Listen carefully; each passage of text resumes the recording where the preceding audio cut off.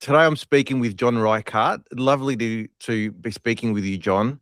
Now, we've Likewise. worked on a bunch of albums over the years, bunch of projects, some Sure of them have. including the Bliss and Esso projects, hmm a few albums. I can't remember them all, but it's been a bunch. Yeah, it's been a fair few now. I think you even mastered Off the Grid, didn't you? Yes, did Yeah, the Off yeah. the Grid That's when I one. first started working with them. So yeah, it goes way back. Yeah, and then I did some Atmos stuff for the recent releases that you That's worked right. on.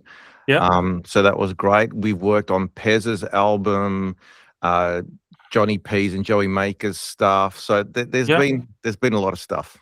It has. Have you done any of 60s stuff as well?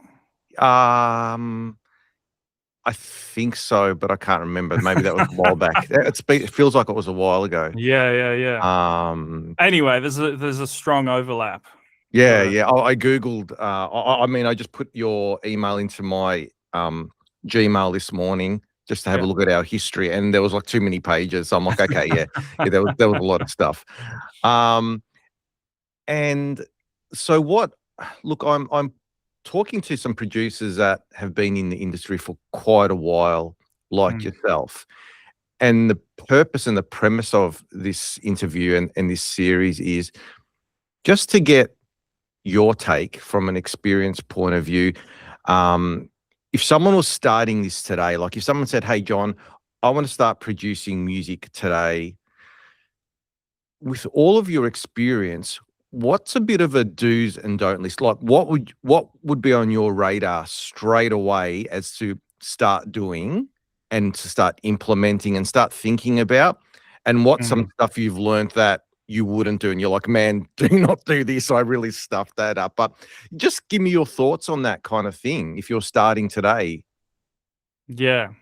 Yeah, that's a huge question. Yeah, it is. It is. I know. Jumping straight into it. Yeah. I mean, I'm the kind of person that likes to have some sort of like philosophical foundation before I jump in and do anything at all, to a fault. So I tend to overthink things, but I don't know, I'm just wired that way. And I suppose do's, let's start with the Yeah. positives. Work hard, which is obviously a given, but work really hard with and you know, while trying not to burn out. Always learn. So that was something that I picked up very, very early on, you know, like from other great producers in the country, whether it be Chris Collins or Cam Bluff or One Above or whatever. Like they all had such an insane work ethic, and it would, you know, whether I did a songwriting camp with them or did sessions with them for another artist or so on, like they were always learning. So for example, I remember early on with the Off the Grid sessions, Cam and I were working on that album at one stage.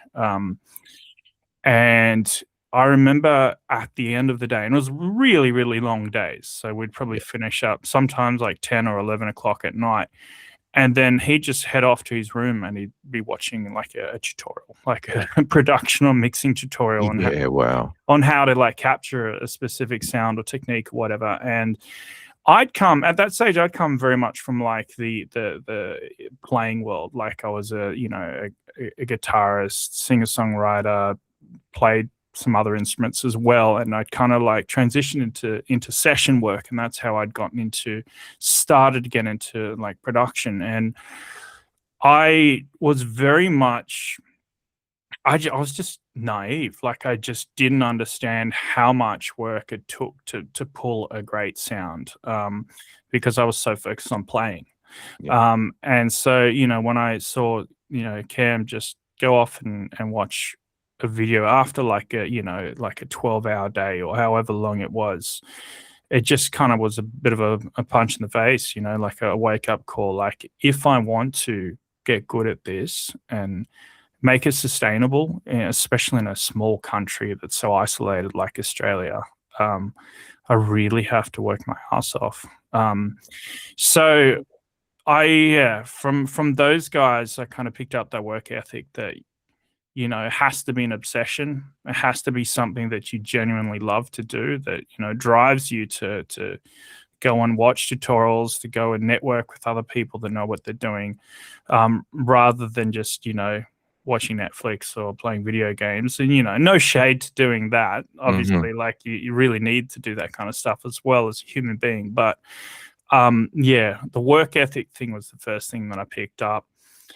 Did you No, ever go too far with that stuff? Like, did you ever go too far that you burnt out?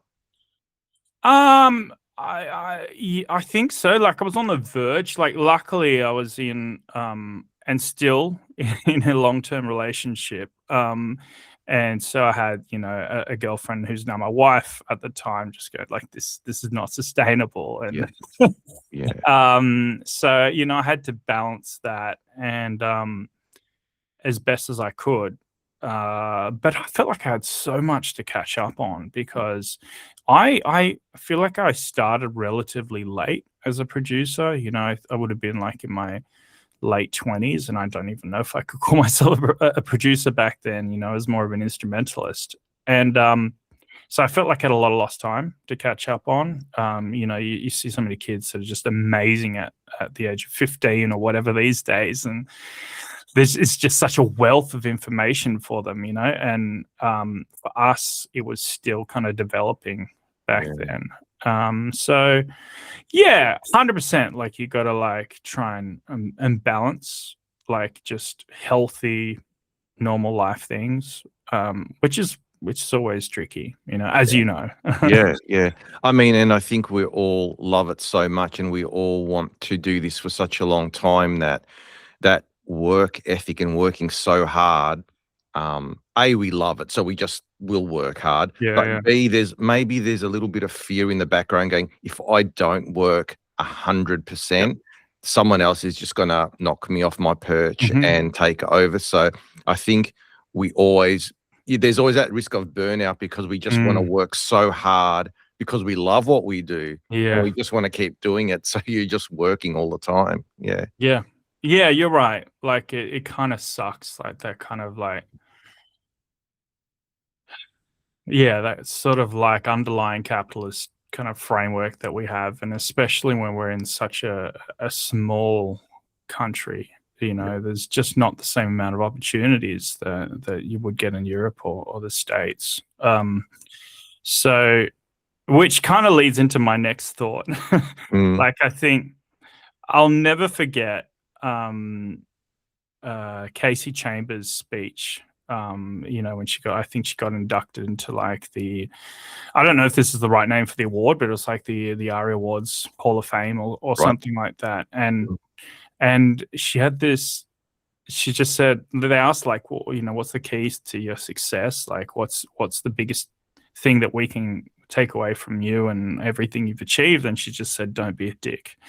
And like that's another balancing act, like trying to work hard and be good at what you do, but at the same time, do everything you can not to be an egomaniac or try to like steal other people's work or stuff like that. The Really, the famous producer Andrew Sheps, he says Mm. that's his mantra. He says exactly the same thing. "Don't be Yeah, a dick." Goes, yeah, That's been my big secret," yeah. and I'm you know what? It's a pretty good Oh, mantra to have. 100%, 100%. And I think sometimes, when we're as I said before, like in our environment, like, yeah, like I think it's quite easy for people to get competitive to a fault. Um, but, the thing about art, obviously, is like every person has like a completely, utterly unique take, like with them being a unique person. And it's hard to forget that, especially when things get overly commercial and contrived and so on. But ironically, like I think that works against the whole process of not just making great music, but also making music that will be successful. Because yeah, People want something new. They want something fresh, and I think that's a good thing about, remembering that you're an individual, remembering that what you got is something no one else has. Then, um, yeah, trying to remember that. Yeah, I'm sorry. There's so many different thoughts I'm Yeah, trying to yeah, like yeah. grab, and then No. synthesize. I mean, But you're that whole thing about working hard, you it comes natural to someone like yourself, I can tell, but it's actually not it's not a very common concept, I mm, think a lot of people getting into it don't realize how hard you have to work, mm, and I think they would get scared very quickly. They'd get scared very quickly if they knew how many hours someone like you have put in over the years, and consistently too. You're just not off and on. You're consistently putting in big hours all the mm, time.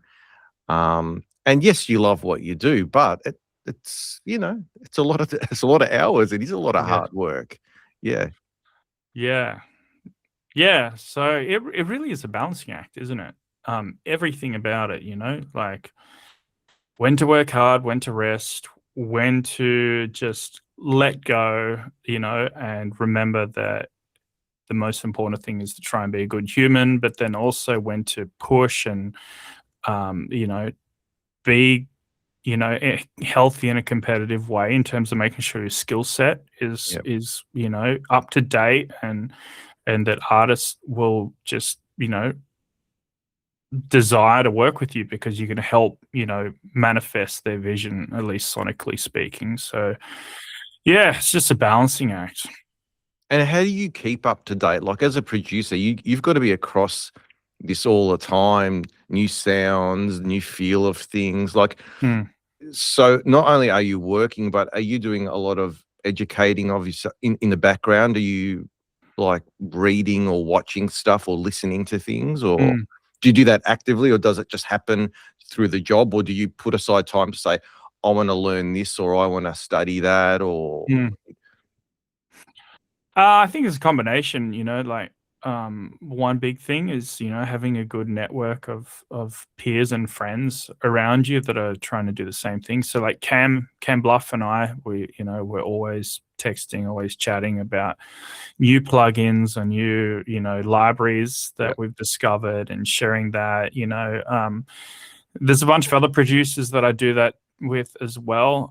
And I guess we're all trying to get better together, which is way, way better than, just trying to be a hermit, I suppose. And then also like, I was joking with my having a laugh the other day with my wife about the fact that like my algorithm is just, so much of it's just like music production related yeah, or mix related, yeah, which I'm sure is the same for you. And yeah, so you can't really help but learn, because yeah, there's another video, there's a new, there's this new piece of advice from like some renowned mix engineer, or this is some new library that's just come through, or whatever. So you just, even when you're like, you know, wasting time in a sense, you're not. yeah, yeah. um, you know, um, And it if sounds very healthy too that you've got a network of peers and colleagues that you're always chatting with and doing. Because I have the same. I've got a few trusted colleagues and clients and friends that just randomly say, "Man, have you checked this out?" Or "Have you?" And it's just like awesome. It's mm, great. It keeps you fresh. It keeps you young as well, because mm, a lot of these guys are younger than me, and it's really lovely to see their perspective on things. So yeah, I think it's really healthy. And I probably was a victim for many years of being very isolated and yeah, not opening up too much, particularly when I first started in the 90s and that there wasn't a big access to internet and things like that, and it mm, felt very much like I was in my little island on my own. yeah, But as things opened up, it has been nicer to network a little bit more, yeah, I think. And I've probably learnt that a little bit too late in life, but I really embraced it once I discovered it. I thought it was great. yeah. That's great. I mean, not just for your skill set, but obviously for your mental health and Yeah. for just your overall health as a human. Just having friends that get you, that and I mean that's the thing about the music industry as well. There's such a strong overlap between personal relationships and professional relationships, and finding a whole bunch of people, like you said, that are really gifted in various ways. For example, like Dawny Mays is another friend of mine, and he's like incredible at engineering. So Cam is incredible at um, urban production and just big production in general. And then Onesie, One Above, like, is such a great hip hop pop producer and writer. And then now, just through some of the like heavier projects that I've been getting involved with, like I'm starting to network with people overseas, and that's just been mind blowing. Even just like receiving stems from them and going like, this is pure magic. This is wizardry. Yeah. And them being generous enough to kind of share their knowledge with you. And that's another thing, actually. This is a bit of a maybe a tangent, but I think it's still related, is that often with some of the guys, when you meet some of your heroes, sometimes, at least in the music tech world, I feel like a lot of them are really, really just humble, down to earth guys, in my experience anyway. And yeah, that's been a really great experience. Anyway, I'm just kind of going there because recently I've got, this is a bit off topic, but I've got a little kind of like modern metal, progressive metal side project, and with a friend over in Norway, and he was friends with a really great composer producer called Jesse Zaretti over in the US, and he works with Marvel and 2K Games, and is just incredible. And then one of his closest peers is George Lever, who produced Sleep Token and Monuments, and just Yeah. insanely prominent and massive like modern metal acts. And I just remember through working with Jesse, and then us like sitting down and getting George to mix a song of ours, and just George just being so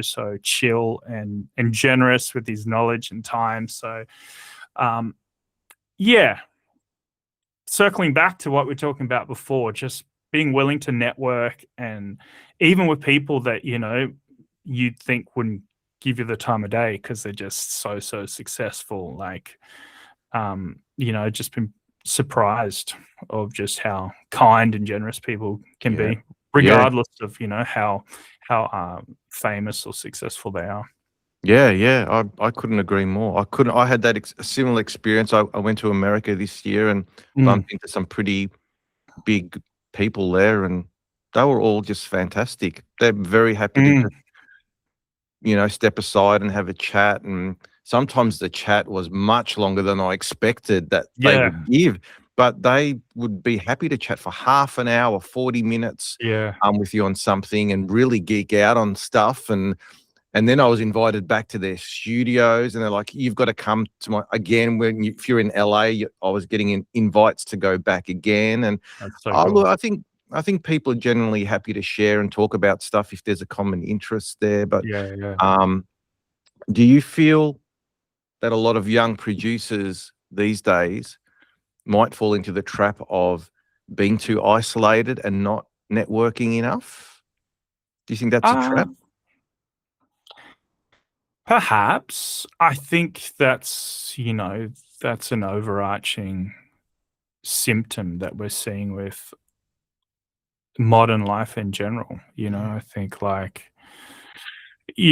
because of everything from the way that social media and the internet has changed us, to cost of living, to, I mean, there's so many factors going on that I think it probably has become harder for a lot of people to just connect in whether it be in a kind of real flesh and blood sort of way, or like over the internet. That being said, though, I just had last week, I had an artist come down from a really great artist called Niche. She's like kind of an indie rock singer-songwriter artist from Brisbane, come down with one of her band members, and we spent a week working on her stuff. And the community that they have, they're much younger, they're like in their early 20s, and the community that they have over in Brizzy, amongst the artists and the session players and so on, seemed really tight knit, and way more kind of connected with each other than, you know, even some of my experiences when I was, younger. So I don't know, really. It's we're in a weird time right now where, are we seeing a reaction, sociologically, to like some of the stuff that's been happening for 2 decades now, or in some ways is it getting worse? I'm not sure. Yeah. Sometimes I feel maybe the younger producers maybe missed out on that larger studio environment where you'd walk out of one room and there'd be people working in another studio down the hall, and Yeah. there'd be that interaction and community there. And maybe they've recreated that somehow virtually online, but I know that that's a really healthy thing too, to have lots of different people in the one building and just bump into people at the coffee station and, hey, what are you doing? And then before you know it, Yeah. you're in a room with someone that you didn't envisage happening, and then you're connecting with them. And Yeah. so that's harder to do from your bedroom working on your own, Yeah, definitely. Which is why I was surprised, because they were working with multiple producers and instrumentalists, and the guitarist was playing in multiple bands, and both of them are really, really good players. I think that there's this sort of I think with VST production and AI and all those kind of things emerging, I think there's this idea that just good playing and creativity and so on is on a decline. But this was kind of a what's the right word? Sort of the antithesis to that, because these, they were just great young players and very, very creative. And so, yeah, I don't know. I think there's a lot of things rumbling. And how did you get started, John? Like, we're talking about giving advice to people who want to start, but how did you fall into it? Like, how did that all look like? Yeah, a bit of a weird one. Not when I first started. I mean, when I first started playing, I was like, I think I was 12 or 13, and I picked up the guitar and I decided I wanted to be a rock star, and then it became an obsession, and I was just, for me, like, heavy music was just my thing, Right. and I was obsessed, and the thing that got me into the guitar was like Metallica, Pantera, Slayer, and then I was a product of the 90s, and I always had a soft spot for hip hop as well, so I ended up getting into like new metal, Slipknot, Korn, Limp Bizkit, and all those bands, and obviously, like, at the time, Cypress Hill and Eminem, and a lot of the big kind of hip hop acts too. And I just played in lots of different metal bands. I started to kind of chill out a bit, musically speaking, when I was like 16 or 17, and I started listening more to like pop and singer-songwriter artists like Jeff Buckley and John Mayer, and a whole host of different artists. And then none of the bands that I was playing and singing in really took off properly. And then I did some youth work for a bit. And then in my early 20s, I landed a job working for like a out-of-home care organization working with, teenagers, like docs teenagers and so on. And through that, it was just this haven for rappers. It was so weird. I ended up meeting like Luke Gergis. He used to be the CEO of Rolling Stone. He managed a whole bunch of artists himself. I met Marty Brown, who was one of the guys from Mind Over Matter, who had a pretty good run. And then through that, and then Chance Waters, and then Chance had a really great run in like the I think it was like the 2010s, the early 2010s.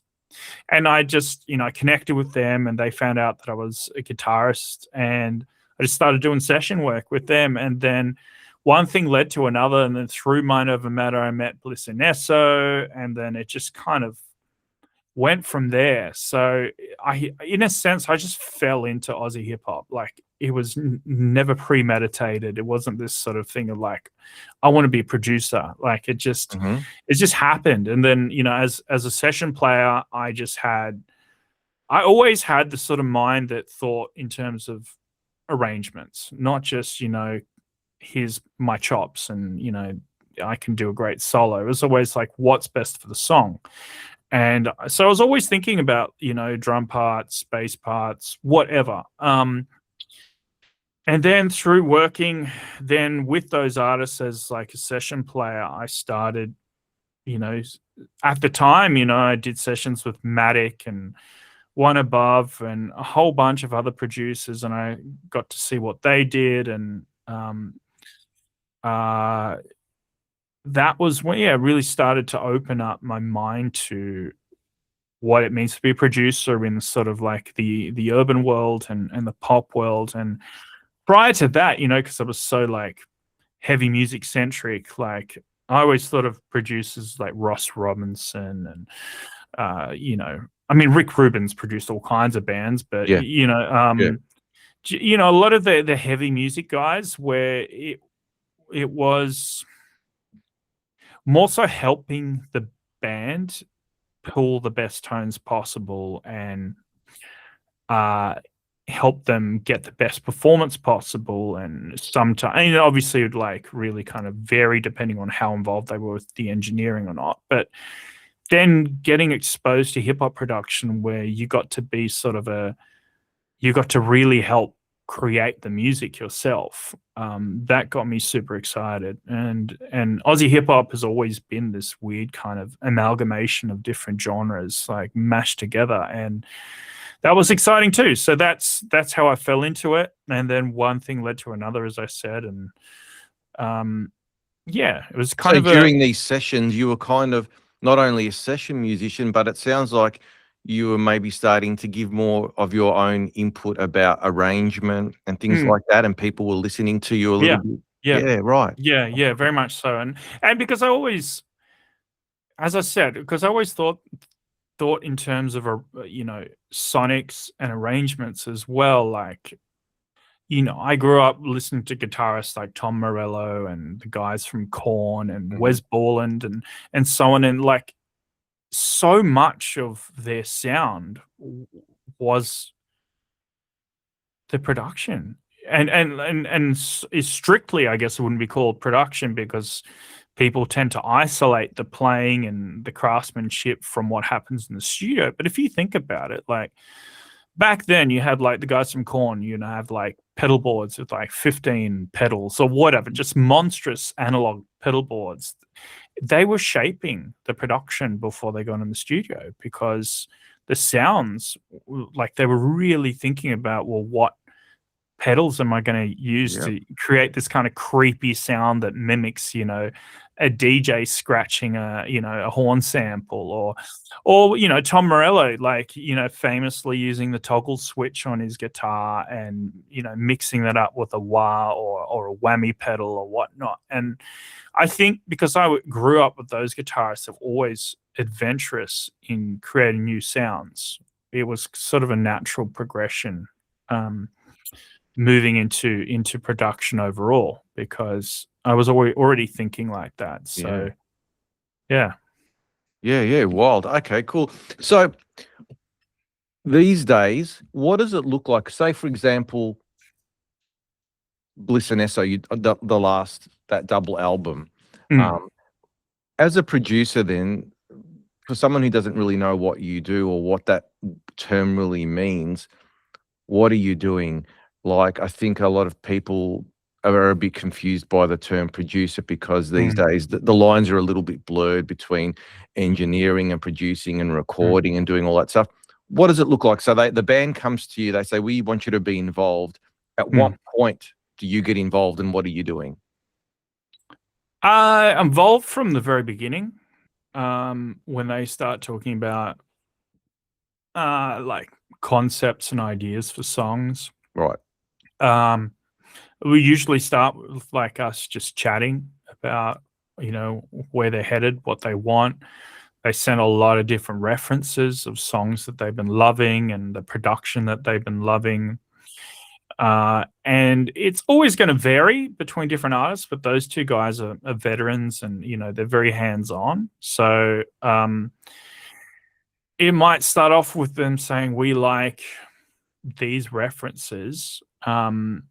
Can you cook up an instrumental that is, you know, unique but similar in a sort of blueprint? And then that, I guess, that leads to me, you know, engineering and playing and creating, you know, the instrumental in collaboration with them. Yeah. And then they'll come back to me and say, "Oh, we want these changes," or maybe actually, can you know, remove that string part and maybe try a synth or, you know, or whatever, right? Yeah, And yeah, or the drum pattern needs to change, or can you try a different 808 or whatever? yeah. And it becomes very collaborative. And then for those two albums in particular, we did a lot of trips where we went away and we, you know, we lived in the same house for a week or two, and Right. you know, just it was Cam, myself, and then those boys, and um, you know, you kind of just live and breathe the music, and you know, it kind of is in a dance with the conversations and, you know, the socializing and the natural kind of emerging of life and art, you know, and then that comes through in what you're creating. So yeah, I think that that creates a pretty like a snapshot of what I do, at least for them as a producer. But I mean, it's all of it. It's sound design as well, you know, like you're not just trying to get like a cool, nice, clean guitar sound. You're trying to think of a unique, fresh guitar sound or a Yeah. synth or a sample, chopping up a sample in a fresh way. So I think people in general don't tend to understand that being a producer, especially in pop and in hip hop and genres like that, you're just as much a composer as Yeah. as anything else. Yeah, yeah. So you're getting right in at the very early stages, like songwriting and all that kind of Mm. stuff. Yeah, Yeah, yeah. yeah, yeah. Amazing. Um, and okay, so there's a lot of positive things that you've said about what you would do, and what's some mistakes you think you've made along the way? What are some negatives that you've kind of can share, if you can share any?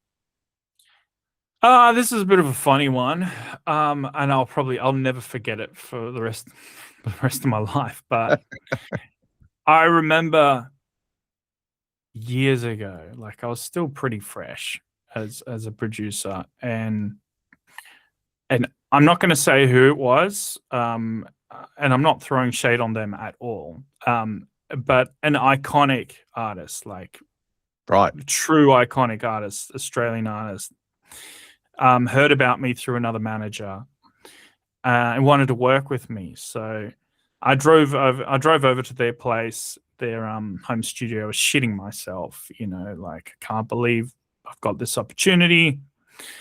I I had a session with them. It went really great, and right, then um, their um, their receptionist gives me a call the following day and asks for my my day rate or how much I'd charge, and well, first of all, I should have gotten them to just speak to my manager at the time, Right. but I didn't. And then secondly, I was like just so like excited by the prospect of working with this person that I just completely undersold myself Oh, to right. the Okay. point of just coming across as a joke. Right. And then after that, after I gave the figure that I gave, which was ridiculous, ridiculously low, even though things were looking really great, I just never heard back from them again. And I thought, I just presented myself as a joke. Right. And Yeah, right. people are not gonna, not everyone's gonna have this issue, but I think for quite a while I just undersold myself and kind of didn't believe in myself enough. And once again, this is a balancing act. You don't want to be cocky, you don't want to overcharge people, you don't want to be unfair. But I that was a kind of a wake-up call. I was like, you got to back yourself. That's fantastic, John. I love that. That is such a common story I hear in the industry, and I love that you brought that up.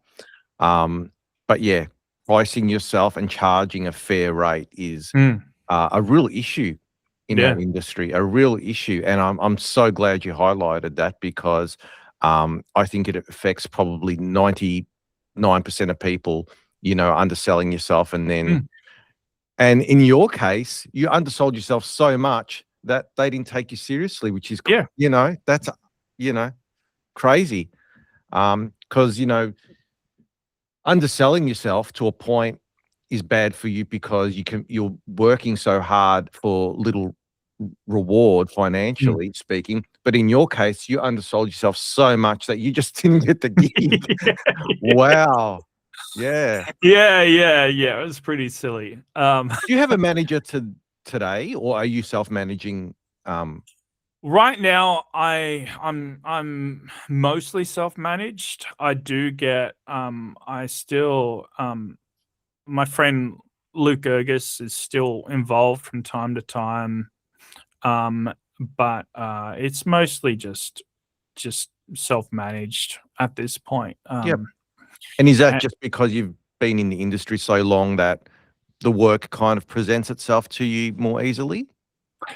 Yeah.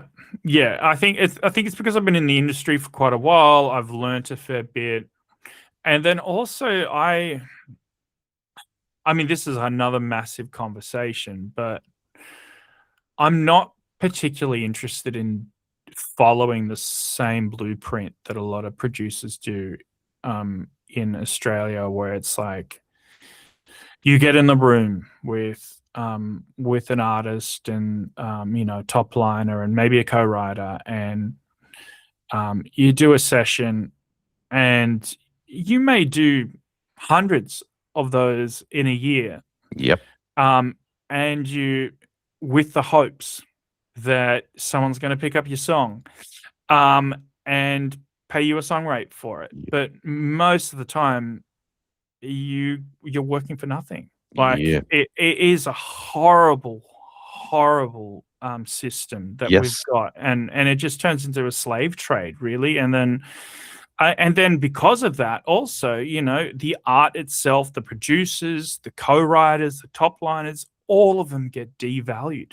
So much so that, because the labels just have so much choice, it's like, well, who cares, And there's a high risk of burnout because they're doing so much of it because they want something to stick.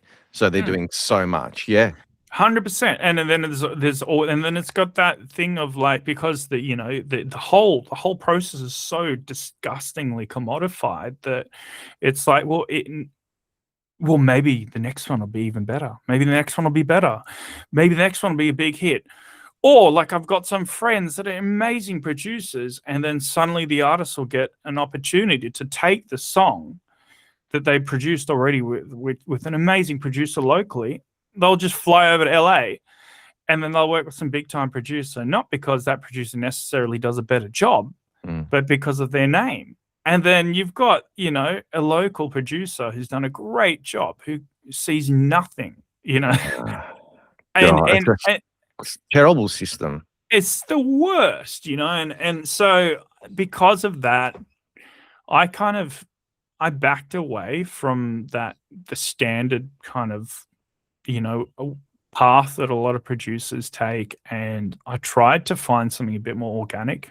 Yeah, tell me. Tried to find clients that I connected with organically, stylistically, and as people, which meant that, um, I I wasn't doing as many sessions, and at a time there was not as much opportunities coming from music either because of that. But I felt like finding the clientele that I click with, who click with me, Awesome. Yep. just building that sort of network. And What does that look like, John? Like when you say about building that organically and finding your ideal clients, that is an awesome topic.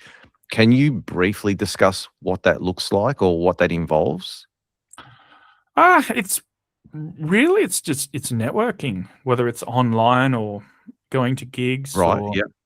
following up. If like one of your friends says, "Hey, I think you'd like your style of production would really click with this artist," and if someone will do an intro for you, or a funny one is a friend of mine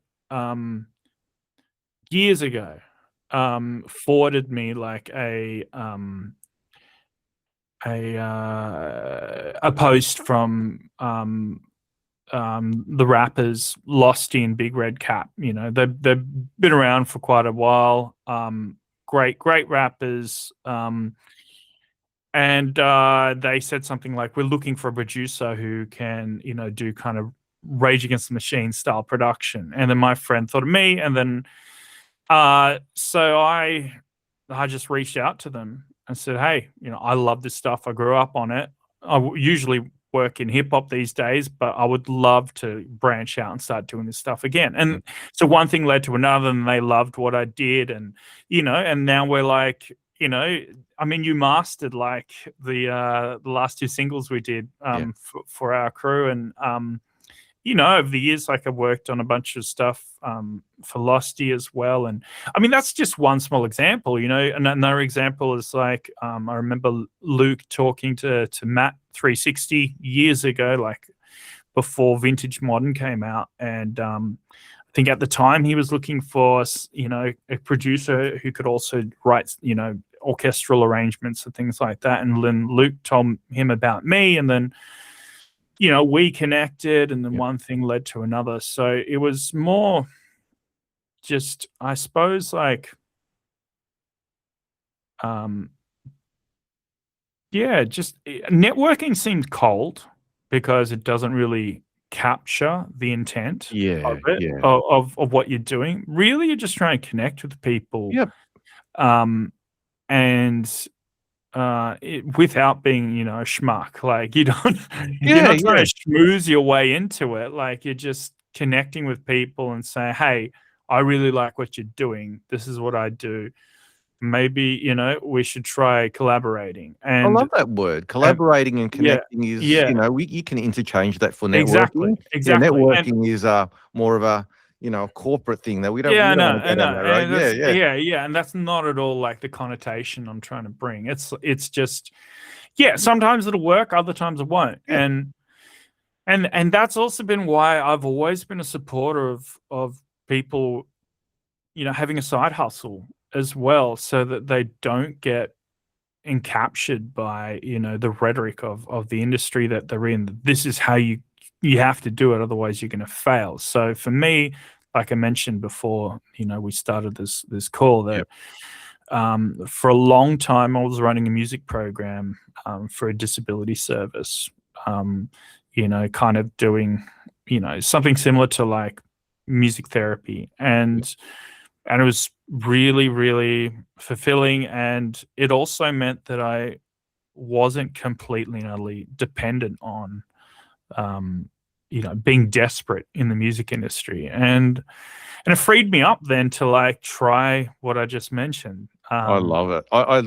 That's just another point I make to a lot of people is don't be afraid to have something on the side, Yeah, even if it's not related. But if you can exactly. find something related, that's great. Like in your case, you found something that was linked very closely to Mm, what you do.